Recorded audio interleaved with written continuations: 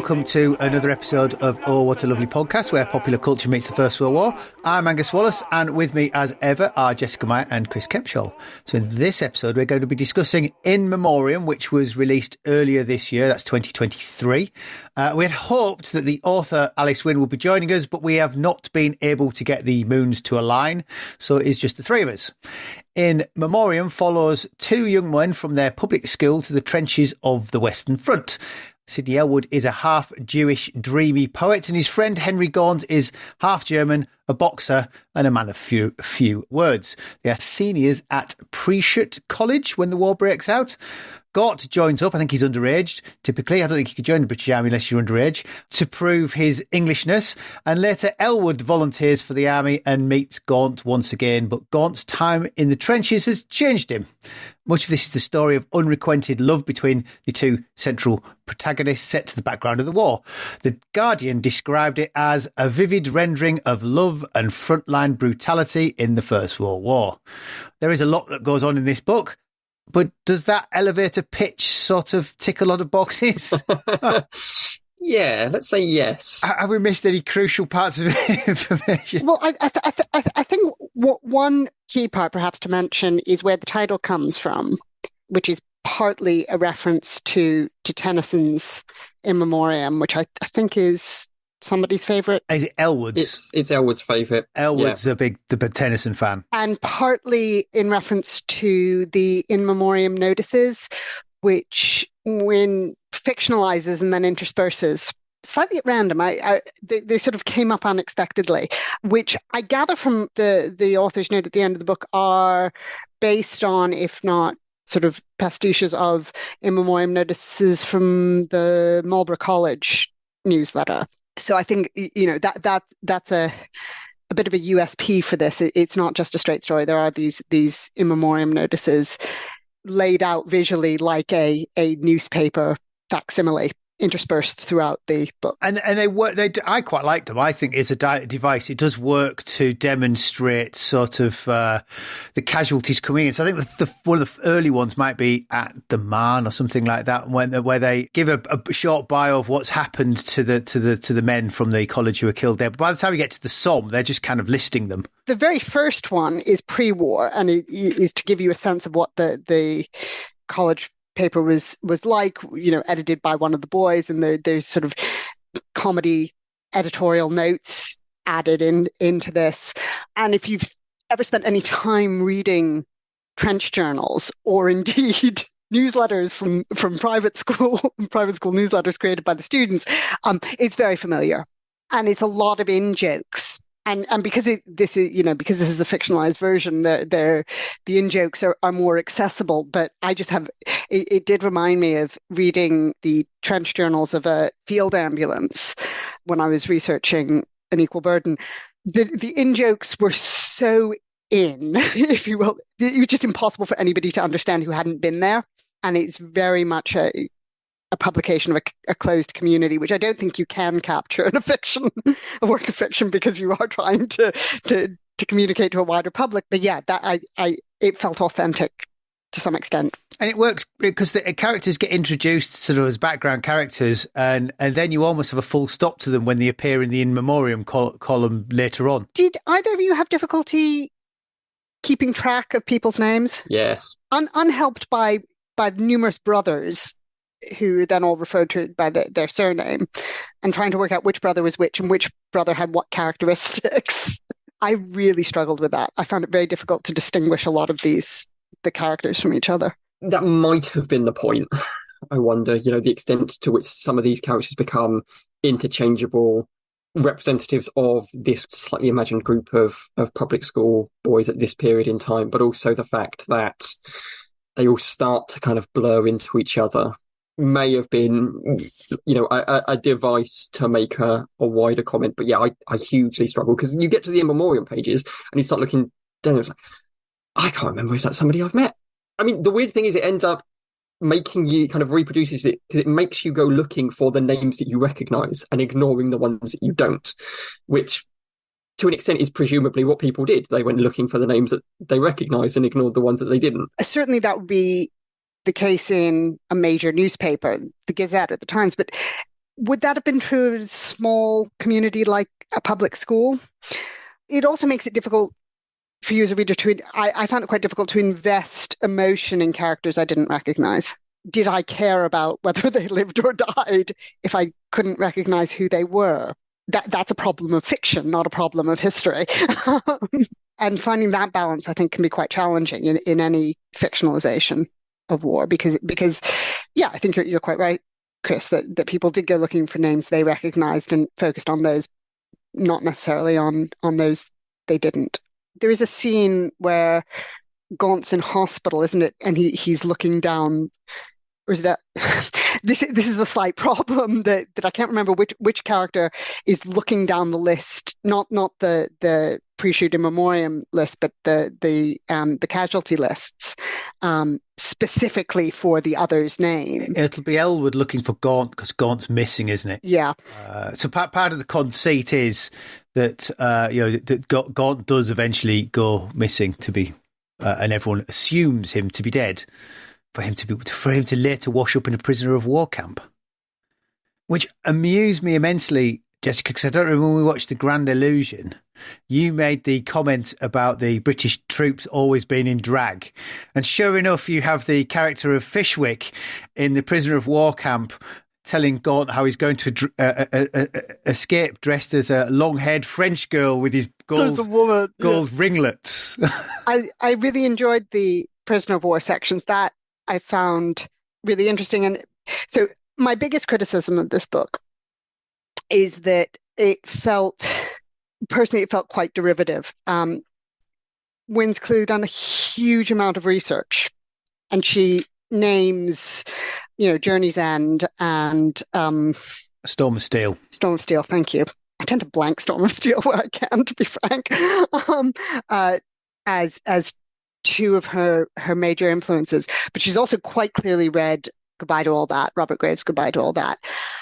Okay, I'm in a slightly odd position. I've read more First World War memoirs than most people at this point, but a lot of it felt quite derivative, that she was lifting huge chunks from the memoirs that she read and simply recreating them with her characters. And that's certainly true of the opening scene of Journey's End, where it's almost like the dialogue is almost identical in some places. But there's scenes where I'm thinking, I've read this before. And I'm pretty sure I think it's almost all from Goodbye to All That. There may be some others in there, some Charles Carrington and Max Plowman, but I need to go back and reread them. And I just don't have the time right now to check. But the prisoner of war, where she gives her reference, and I'll just have to check what that reference is. For a historian, it's lovely. She gives her references. Yay! Here we go, historical note. So The Escape is A.J. Evans' The Escaping Club. And, Errol Chunder Sen as the inspiration for Gideon Devi, the character of Gideon Devi. Those are, sort of bits of the war that I haven't read many, many memoirs about, and I'm not hugely familiar with. So that section felt sort of fresh and interesting, and I quite enjoyed that. Although the tunnelling section to me, where Gaunt, he's 6 foot something, and he goes into the tunnel, he's traumatised, and he's strong-willed, and he's trying to keep a grip, and he can't function in the small claustrophobic tunnel. Oddly enough to me, instantly, from that point onwards, I could only picture Gaunt as Charles Bronson in The Great Escape, where he does the tunnel in The Tunnel of King and he can't do the claustrophobic part. And from that point, Gaunt to me just looked like Charles Bronson, who I think was he a Paul or something? He was Charles Bronson in The Great Escape. You're not the only person to have pointed out, make connections with other work, poking around reviews. And I have to say, the reviews are extremely favourable. So I was being a bit tight looking at all the 1 and 2 star reviews, of which on Goodreads there are only 50, but there was over 2,500 4 and 5 star reviews. But anyway, somebody did comment, it's less of a novel and more of a pastiche of famous World War I literature on Goodreads as their review. Which is sort of backs up your point. As a historian, I love it when novelists do their research, and in some ways that isn't a disadvantage. It was just that because I have, and this may be very personal to me, because I've read so many of these, it stopped being reading a novel and became a game of spot the reference, spot the research, which is a little bit distracting. Oh, I certainly think the Journey's End scene, which she does quote at the end, in her historical notes, it's Journey's End. As soon as you read it, you go, this is very Journey's End. But to me, it worked. I really enjoyed it. But, Journey's End's great. So if you're going to rip something off, I don't mean rip something off. That's really, really unfair. But if you're going to base something on something else and it's in your head swilling around, Journey's End is a great starting point. The description that when you started us off, the little elevator pitch of it, knowing what we do about our audience, I imagine a decent chunk of them were sat there going, this sounds like Journey's End. And to an extent it is, but just add Brideshead Revisited in alongside it. I was saying to Jessica the other day that if this was a film, I would potentially consider it to be Oscar bait. Because if you were to kind of like Avengers Assemble a First World War novel memoir, it would look a lot like this. Of you take a bit of this and a bit of this, and then you turn it into the thing, and it becomes the shining example of all of them. And, it works very, very well on that level, but it is a slightly peculiar thing reading it because you're constantly echoing. You're aware of the echoes of the other things that you've already read. It's like watching a TV show that references like 2001: A Space Odyssey. It's like, I'm sure I've seen this. But you see, I think we're in a slightly unusual position, the three of us, and potentially our audiences as well, in that we've read all of, or a lot of this stuff. Whereas what's been interesting to me, and most of the reviews I've been reading have been on Instagram, is the number of reviews that are focusing on this as an original take, or they tell them something about the war that they didn't know, or potentially need to be reminded of. That to me is fascinating, particularly around some of the broadsheet reviews have been about this, that one of the first novels to center on a same-sex relationship in the First World War. And I'm thinking, have you not read Pat Barker? And it's as if each new generation, we need to write another First World War novel. There's absolutely no denigration in being this generation's regeneration. Regeneration is, as a war novel, a great trilogy of war novels. That's not intended as a criticism. It's just slightly disconcerting. Well, is that its originality? The focus on the homosexual relationship rather than actually the war. If you're trying to point to something original, yeah, I suppose so, because there aren't many. Spoiler alert, as usual, but there aren't many books that end up in Buenos Aires about the First World War. Let's be honest. And I think there's some elements in having a same-sex relationship that isn't thwarted ultimately, or not entirely, which I was expecting to happen, because just that's how this is going to pan out. It's how it's going to end. It always. Well, it's sort of set up that way almost, isn't it? Because Gaunt has a sister that Ellwood pretends to flirt with, doesn't he? And there's sort of a vague assumption that the two of them will have some sort of false marriage, and Gaunt and Ellwood can carry on together with her as a sort of a third party. Yeah, or one of them will die by the end of the war. Which raises a point which is a genuine criticism. The women, and okay, this is authentic. Find me a First World War memoir with decent characterizations of women in it, but in a novel in 2023, all the women were incredibly two-dimensional. Yeah, I'm trying to think. I can't think of any more than 3 women. One of them is a sister. One of them is the appalling Aldington-esque mother. And the other's the German nurse secretary, the POW camp. Yeah, flirts with, which almost takes on the vibe of a 1950s Second World War noir. Does Gaunt's sister become a VAD just to complete the box ticking of tropes for women? I couldn't quite. Yes, I'm pretty sure she does. Yes, and she's a suffragette. And the mother. Oh, sorry, I got really annoyed by the figure of the mother. Is his Ellwood's mother? Ellwood's mother, who's this oppressive, needy, ties Ellwood to her apron strings. Stuff. I mean, there are references to other women because not just one, but 2 characters join up because they're offered a white feather. Yes. there are a lot of bald chickens in the area. And a lot of underage enlistments. Well, there's the public schools, homosexual relationships, underage volunteering, exhausted men carrying on the front 45 by drink. Bingo. We have got the First World War bingo card, haven't we? But white feathers. I'm not sure now. As you sort of were saying before, that it's quite hard to move away from that because the public almost expects it, and they're kind of shortcuts to get you somewhere without having to explain it in great detail. So it's easier just to I'll just throw a trope in and move us forward. That doesn't mean I'm not going to complain about the number of white feathers that get handed out in war novels. I mean, what I find is, Jessica, you've mentioned a couple of times, and you've done it, just now, the kind of the Instagram reviews and how people say, I had no idea that the First World War was like this, or these awful things happened. And there's an element that is the thing that I find most fascinating, because again, we are very, very in this world of we spend more time than is probably reasonable or healthy thinking about the First World War. But there's also an element of what culture have you been existing in for the past 100 years? I mean, whilst I've been traumatizing fellow historians by pointing out that the First World War centenary was nearly 10 years ago, we just did quite a lot of this. And, quite a lot of bad stuff did happen in the First World War. Where were you not picking this up from? And I find that really interesting. That may just be that people weren't engaged with the centenary. I know Angus and I have had this conversation before about when we are doing icebreakers for teaching and asking our students when we're teaching modules on the First World War, what were you doing in the centenary? And a lot of them going, what centenary? And this is the generation that was being sent. Well, no, we may be getting slightly beyond this. The funding. That was the generation. Yeah, that was the generation that was being sent to the battlefields by David Cameron, as opposed to being sent there by Kitchener. Yeah, exactly. We can segue Kitchener.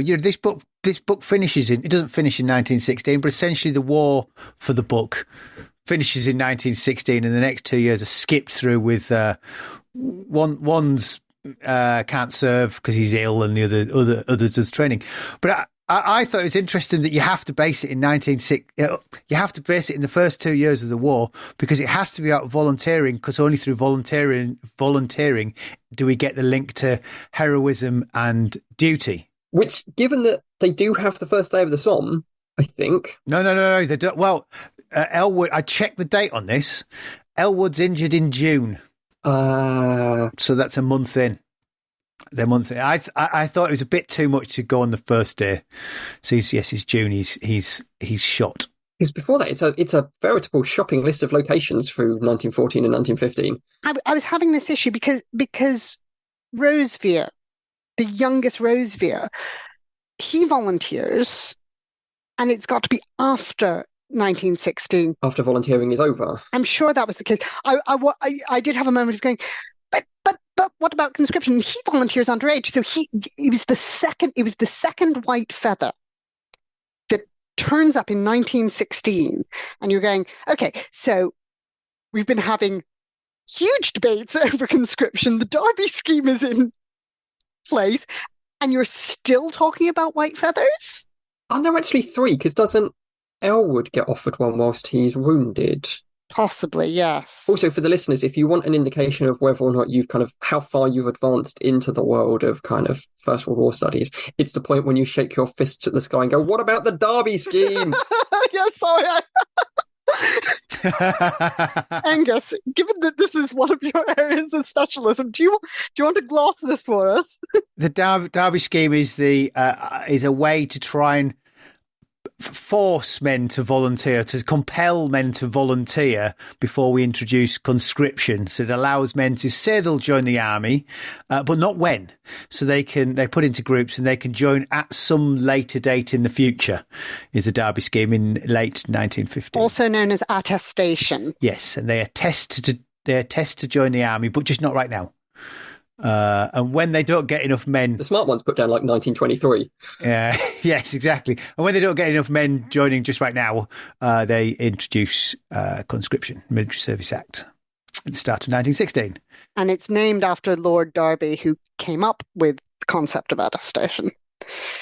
Hence the Derby scheme. So anyway, yes, sorry about that.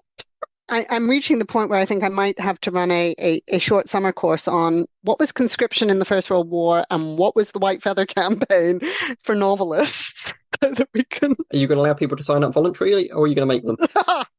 They have to attest. This moves us away from the book, but it just moves it into that point where everybody volunteered. After the war, it's easy to say that everyone volunteered because then you're not demonstrating that people were not wanting to come forward. They're compelled.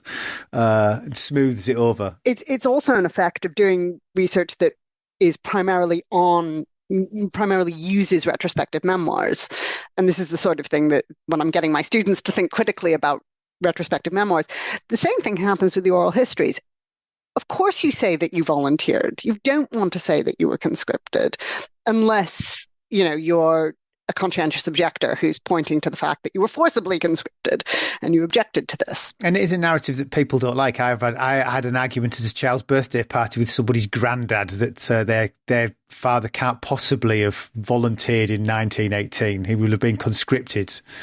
It's highly unlikely that he was somehow suddenly volunteered for the army and let in. But it was. He might have wanted to go. That's entirely different. But the system would have not been voluntary. No. I forgot. I have a reference, and I can't remember. I had a pun reference, but I can't remember what it was in reference to, which is slightly annoying me now. I've written a note to myself: drummers in Spinal Tap. I mean, I understand the Spinal Tap reference, and I suspect it's probably in regard to, is it Ellwood and the working class Lieutenant Hayes putting bets on how long the new replacements last for, because they go through a lot of junior lieutenants, which is the joke about Spinal Tap, that they are constantly going through drummers. All of their drummers die in a variety of unlikely circumstances. It is also that one's also a memoir lift. I'm not sure it's Graves. That one might be Carrington. But you've also got that thing where when they meet ex-school friends in France, it's a bit like the, we're now mixing metaphors, red-shirted people from Star Trek. He's going to die. Yeah. Here's another one. Oh, he's going to die. Which gives you that sort of impending doom and the amount of people that are going through. This is a very... class runs all the way through the whole book in all kinds of peculiar ways, and the one that there is, as you said, is the slightly weird one with Hayes in the trenches. So Gaunt's in charge. I think he's a captain at that point. Hayes is the first lieutenant, and Ellwood's the second lieutenant. But it feels a bit like that sketch from this was the week it was that I'm up here and I look down at him down there. The Yorkshireman. Hayes is a grammar school boy, not a public school boy, so he's always on the outside of the officer class. But the class thing that really got me, I thought was marvellous. And I have no idea if there is any truth or precedence in this, was the fact that of the 200 officers in the prisoner of war camp, they represent 20 public schools, but there is a mixture of all nationalities. But because all the officers are of a certain class, they have all studied classics, and the lingua franca for them all is Greek. So they do all the performances of the plays in Greek because it's the only language that everybody understands. But also that excludes, because the Germans know Latin, don't they? Is that right? I think I'm remembering that correctly. I'm slightly surprised the Germans didn't know Greek. The German higher education system had was very good on the classics at this point. So. Was something else that's just occurred to me. If you have 200 officers in a camp, almost certainly there will be at least twice that number of soldier servants with those officers. And if you're doing a play in Greek, you're excluding the vast majority of soldier servants who will be invisible in the officer camp. Oh, the one I need to go back and take a look at is Ian Isherwood's book on publishing, because he has a chapter on POW memoirs. And POW memoirs are a real problem, actually, because this is before the Great Escape. This is to be a prisoner, particularly for this class, is shameful, and it becomes a very complicated process of writing. Isherwood's point is that it's quite a complicated process of writing and then publishing these memoirs after the war. So there are a lot fewer of them. The interesting aspect of the class aspect, and again, I suspect that this is built into the book, so this isn't a critique as such. Is that even within it is remarkably unreflective. The issue that the characters have, because I think it's Ellwood at various points says that England is magic. This wonderful idyll utopian life that they're living, even with the kind of the brutalities of public school. And no exposure to anybody outside of that, to the extent that they all really struggle to interact with Hayes because his uniform's a bit shabby. They ask him where he went to school, all of these different bits and pieces. But the thing that they end up, reasonably understandably objecting to is the brutality of war is what lifts the veil from them about the utopian nature of life. There's no aspect of, and actually, we've been having the best version of this. Everybody else, all of the regular soldiers and the like, have had an awful time in the army. They had an awful time in civilian life, and they're going to go back to having an awful time. That does not exist. This kind of concept that actually England is magic for them, and it might be slightly ruined for them now, but it's not in the same way that it was for everybody else. And you do get that scene at the end where Gaunt goes and offers Hayes, who had, by this point, had been wounded, hasn't he? I think he's double amputee. Offers him a job in his family's, I want to say bank, but it could be just a finance firm anyway. And he says that there's a whole thing about well, are you doing this because you're just feeling sort of paternal towards me, and I will never be in your class. But I think that I think, Chris, you're right. It's issue of the source material, that lost Eden, that loss of innocence, that is very much the issue with basing our entire understanding of the war on these middle class memoirists. It's one of the things that the scholarship has been doing for the last 25 years, if not longer, is saying, actually, there's more to this story.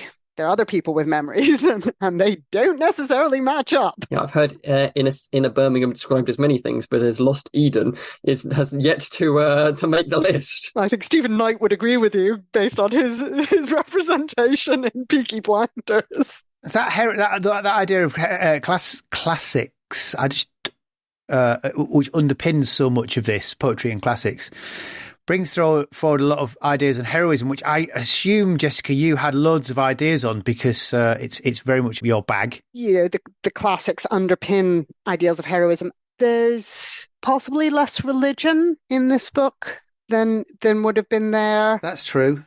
Because there is a tremendous amount of classics, which, as you say, might replace religion. And there's an awful lot of Tennyson, basically. Yes, there's quite a lot of Gaunt in particular quoting Greek, and I don't actually read ancient Greek, so just have, and she doesn't necessarily gloss them, which is an what you end up having is like the other person go, yes, I suppose it is a little bit like yes, this. Yeah. Which is the Star Trek version of translating something. Yes. Yeah, which is quite an interesting pickup from sort of interwar tendencies. That there is the assumption on the reader's part the writer's part that the reader will be so educated that of course they know what's going on, and that's something you definitely get in the early 20th century. I mean, a lot of the stuff that I've written about the ways in which ideas of heroism are renegotiated don't really get tackled, but I'm not sure they can be tackled because of that slightly insular view of what the war is. And even once they get to the front, they keep on bumping into all the classmates. We don't even get these 20 other public schools in particular. I think we get one other public school represented in the character of Devi, who's quite interesting.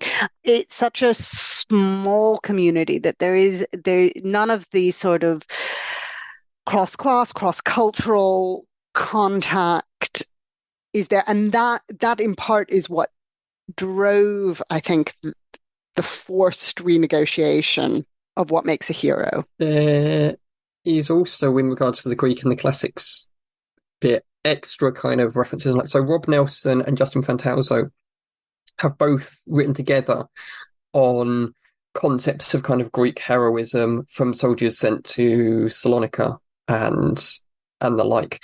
And, a lot of that comes out in kind of Rupert Brooke and his merry men travelling by sea through the Mediterranean to the Aegean and the like.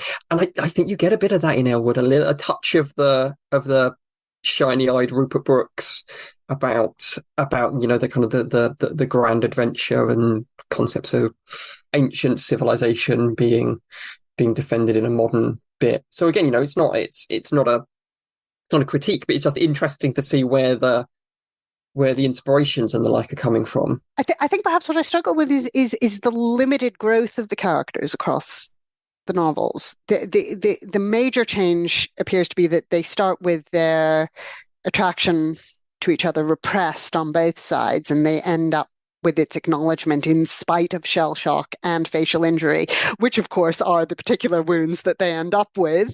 Interesting that they gloss entirely over Ellwood's, sorry, spoiler alert again, but entirely over Ellwood's hospital experience when, he's in hospital, but there's not a lot of, the stuff that I've been working on for the last few years on pain and anxiety and sheer boredom. And there's probably a hospital magazine in there that could have been quite fun to read.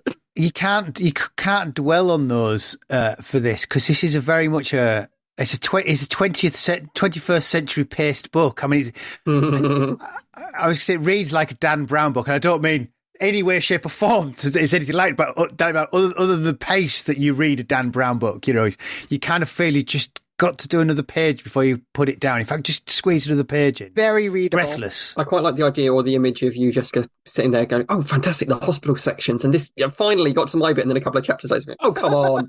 It wasn't that bad. It's a book in its own right, I think, is part of it. I did find sort of I was about halfway through and we were in 1915, and I'm going, how on earth? Because I read the authors now, I flicked in the air. I knew that we ended up post-war. How on earth are we going to get the whole war? And you just can't.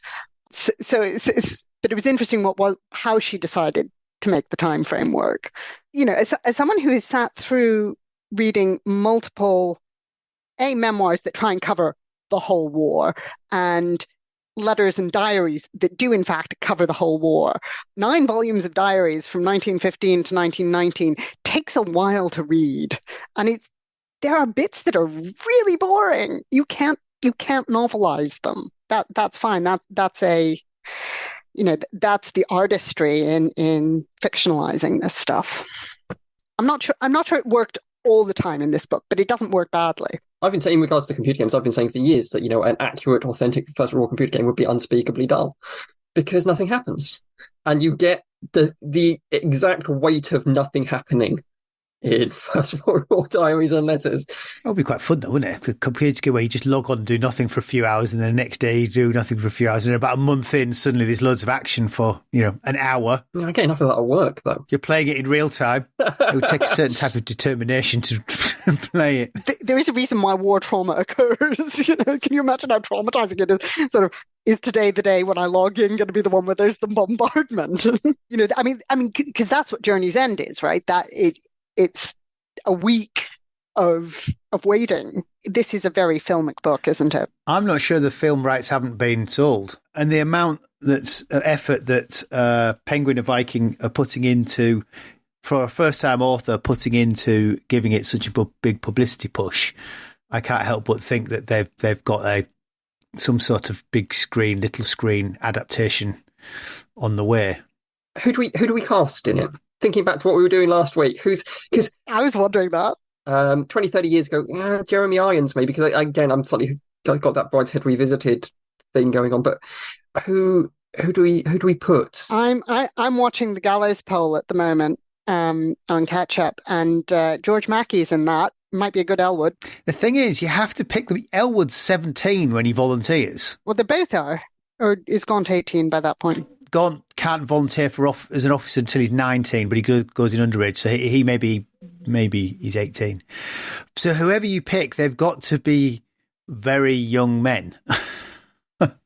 So Jeremy Irons would be probably in his prime too old.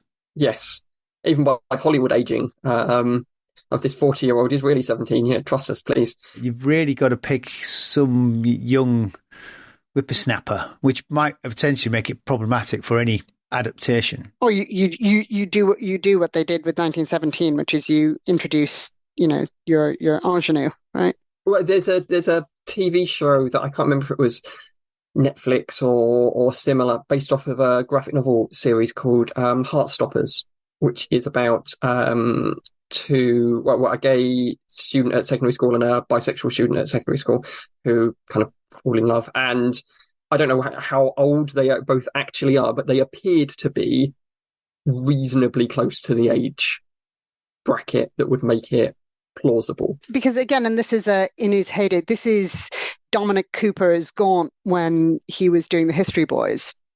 But what you need is that generation of actors. It's going to be that sort of group of young up-and-coming actors. Well, if we're going to bring in the History Boys, I am prepared to watch James Corden go over the top. Who's the lumpish character who dies almost immediately? Whose name I can't remember. No, I can't remember either. As you say, I can't remember a lot of the characters' names. They come and go. They get shot. I only made so many notes of them. But there's one in that group from school who's sort of a bit of a bore and quite lumpish. Not the bully, but within the group, who's just a bit of an idiot.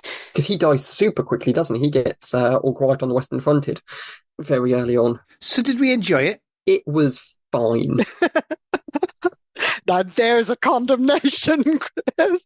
So here's the thing that I had with it. And again, this isn't necessarily a critique, is that when I was reading it, I was so acutely aware of the book trying to move me that it didn't move me. And that's where my Oscar bait thing comes into. Sometimes, something is trying to be so emotionally stirring and kind of, oh, look at the horrors and look at the torment. It's like, there's funny music in the background, and it just left me a bit cold. It made me feel that I'd read this before, and I struggled on the fact that I kept thinking, I'm sure I've read this, but also I'm sure I've read this, and why are you trying to layer this on? Yeah, so I as I said, I definitely felt, I'm sure I've read this before. I kept going, but that's from X. Talking of which, can I just throw out to our audience, there is a scene in this involving the kissing of a wound that I know comes from somewhere, and I'm blasted if I can remember where it was. If anybody knows which First World War memoir that comes from. Is this where Gaunt leans over to kiss the face of Ellwood that's not really there, and he talks of limp flesh or something? I've got a strange memory about Sassoon. Yeah, I'm not sure if it's Sassoon. I then had a thought, oh goodness, is this actually regeneration? Because it's very Pat Barcrest, but I think if it is in regeneration, that Barker got it from somewhere else. It may be Sassoon, it may be Graves. I just cannot pinpoint where it's from. Is it a Wilfred Owen poem? I don't think it's a poem. My memory is in prose, but if anyone can remember, if our listeners can remember, write in and let us know. This is going to haunt me. But just to answer your question, Angus, I found it very readable. Like you, it was I want to find out. I want to know what happens next. Which means that it wasn't so derivative that I could, say, I know what's going to happen next. I was waiting. It never felt like it was inevitable because of where the research was necessarily taking her. It wasn't that derivative. And it didn't make me want to throw it across the room, which has been the case of some novelizations of the First World War. There were a number of bits, as I'm sure you'll have gathered, that annoyed me enormously. But no, I quite enjoyed it. Like Chris, I wasn't deeply moved by it. I enjoyed it, but I think the structure helps with it, not get too annoyed, because just when you started to sort of think, oh, hang on, here we go, it changes to somewhere else, and it's going so fast that I'm in a prisoner of war camp. I've escaped to the Netherlands. I'm in the embassy in the Netherlands. Oh, I'm back in college, and so much goes on so fast. Your feet hardly touch the floor when you're reading it. For it to sort of wallow. At no point does it really wallow in what's going on. It just cracks on. I mean, what I absolutely did not do was feel about it the way some readers have felt about it, that this was a powerful evocation of the horrors of war.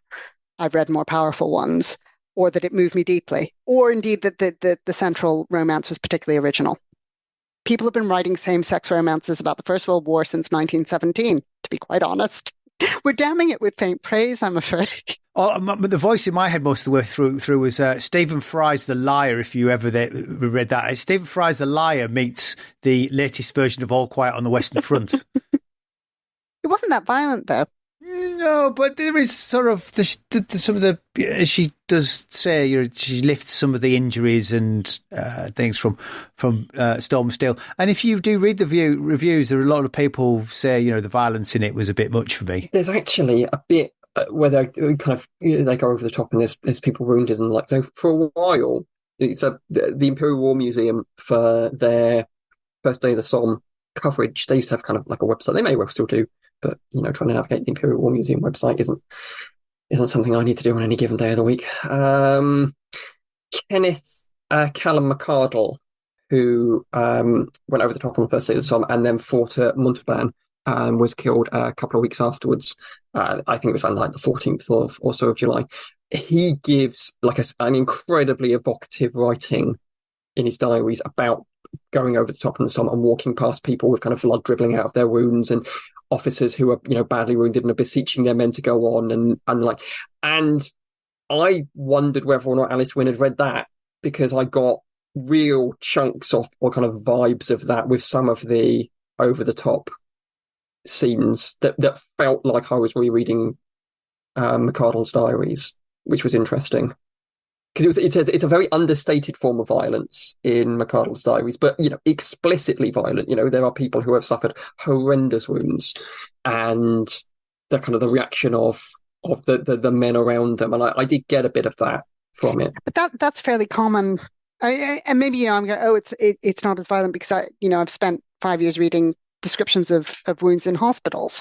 You cannot describe an abdominal wound without violence. I mean, I've been telling students for years and that it's actually incredibly difficult to explain the type of violence that you get in soldiers' diaries, because it doesn't fit into what we expect it to look like, and which makes it, which adds a shocking element to it. Yeah, which I think she does capture. Yeah, it's why I quite enjoyed it. That'll be on the front cover for the next one.